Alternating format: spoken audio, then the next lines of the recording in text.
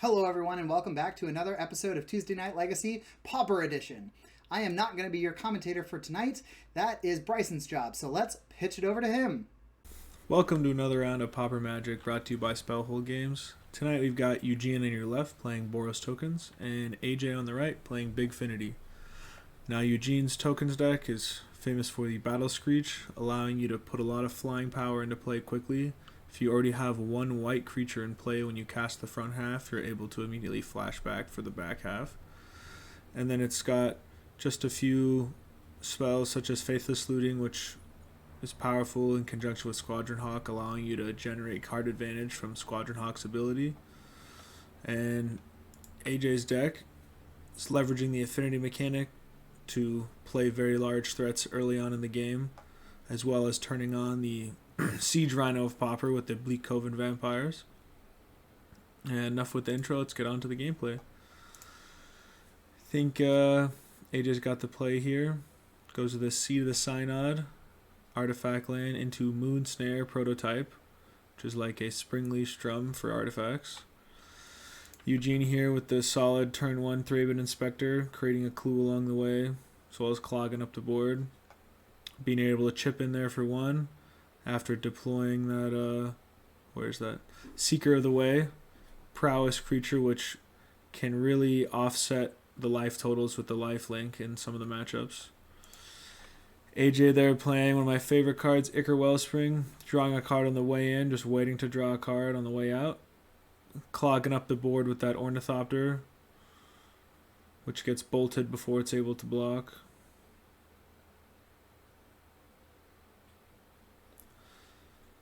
There goes that Moonsnare prototype, able to tap that Ichor Wellspring for mana into a Thought Cast for a reduced cost due to all the artifacts in play. Just counting the math to make sure that he can go Ethereum Spinner, which is like Psymaster Thopterist, except he needs to see CMC4 or greater and he makes a Thopter. And with that Mirror Enforcer follow-up, being able to push a lot of power into play.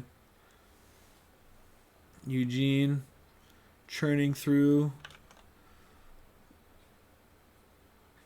discarding that Prismatic Strands and Battle Screech to that Faithless Looting. Being able to flashback both of these. Oh, there goes a new card there. I can't remember the name, but similar to Deadly Dispute, just not making a treasure on the way. It's able to draw cards by sacking an artifact or creature.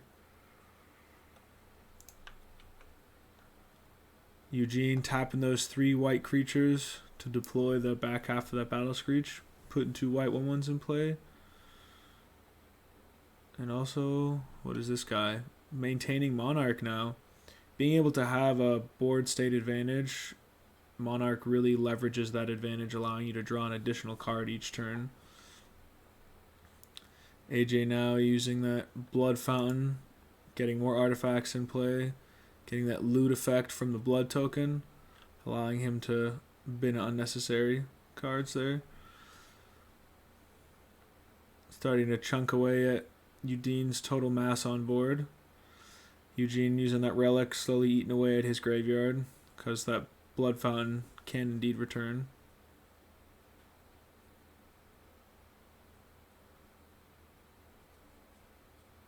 Another Thraben Inspector there, some more clues. Chipping in for, what is that, 2 there with that Seeker of the Way. AJ decides to throw both of them in front and eats that Bolt to the Ethereum Spinner, which pumps the Seeker of the Way, which pushes it out of reach of that damage there. Oh no, it did trade, my apologies. There goes that Deadly Dispute. Brutally powerful advantage in the format right now. Not only did it draw 2 cards, but the additional cost of sacking the Ichor Wellspring has it draw another card. Cast down, swiftly getting rid of that Seeker of the Way, because that's a real threat to AJ's board state.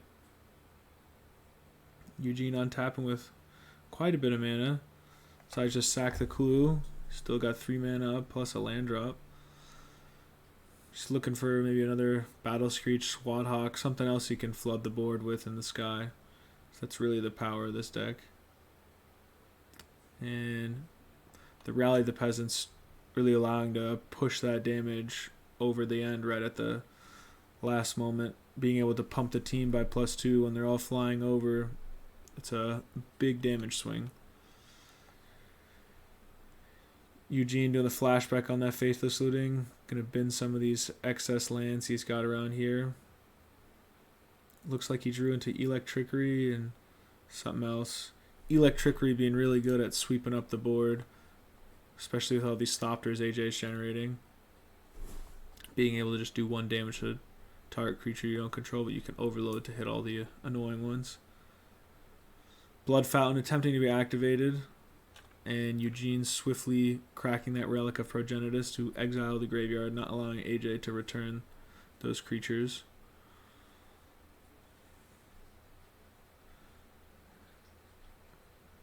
AJ trying to decide what he's going to do here with at least access to 3 mana with that treasure.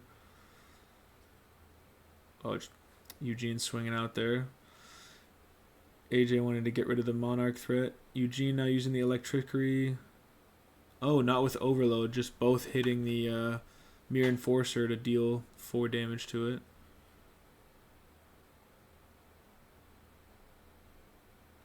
Deploys that Squadron Hawk to refuel the hand, allowing you to search for his up to 3 copies of Squadron Hawk.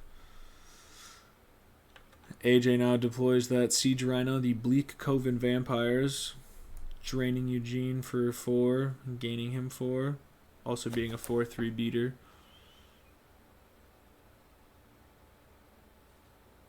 Surprise, more Squad Hawks being deployed, flooding the board, giving Eugene the Monarch back, drawing that additional card at end step. Very key in this type of board state. AJ is swinging all out, trying to regain the Monarchy. Eugene decides to double block one of the Frogmites, throw away one of his Squad Hawks, and chump the Bleak Coven, maintaining the Monarchy while also getting rid of some of the meat on board.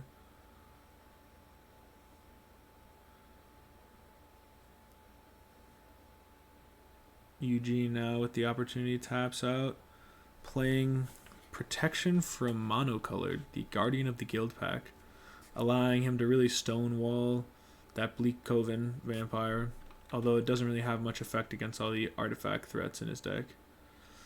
Now AJ using the Channel effect to discard the Moonsnare to bounce target non-land permanent to the top or bottom of their owner's library.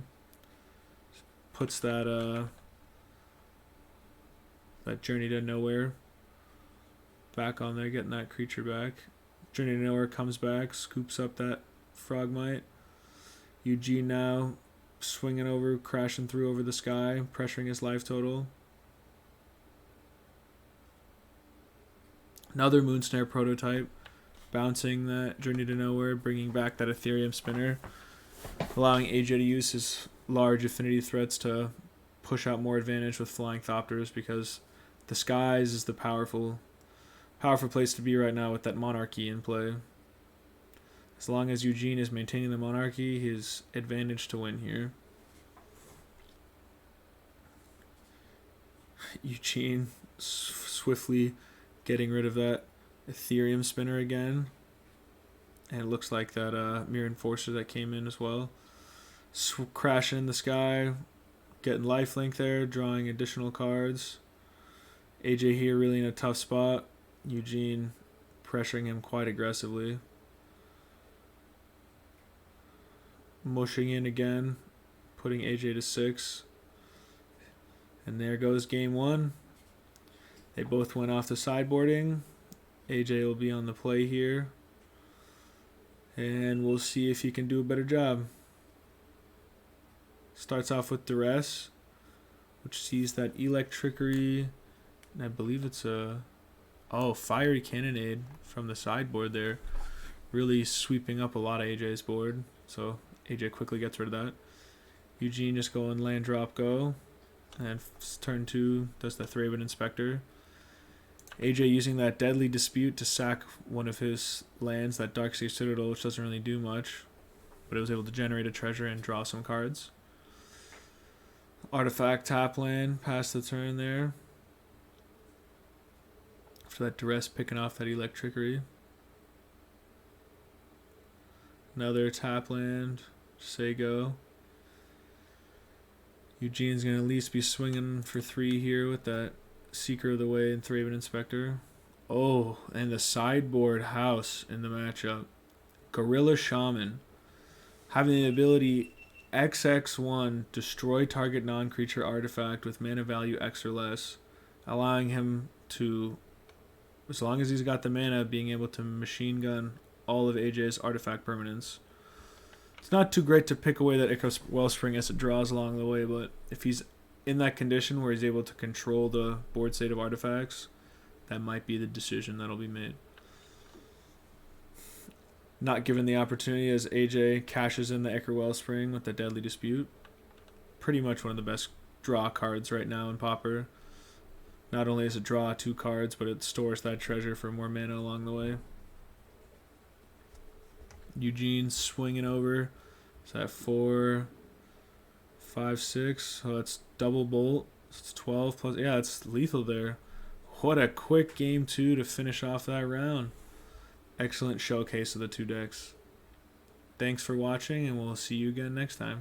Wow, it's pretty crazy how strong Gorilla Shaman can be in a format that allows it. Blowing up all of those artifact lands really can put a player behind. If you are interested in either of these deck lists, they are found in the description below. And if you haven't already, please like and subscribe to the channel. It really helps us out. As always, thank you to Spellhold Games for allowing us to do all of this recording at their shop. We would not exist without them, so big thank you to them. And if you haven't already, please check out the Discord if you're local and want to get in on the action. Our next video that's going to be going up is actually the first round from our big tournament on April 8th. The 2 decks playing are going to be Esper Brought Back versus Blue Red Delver. We'll see you then.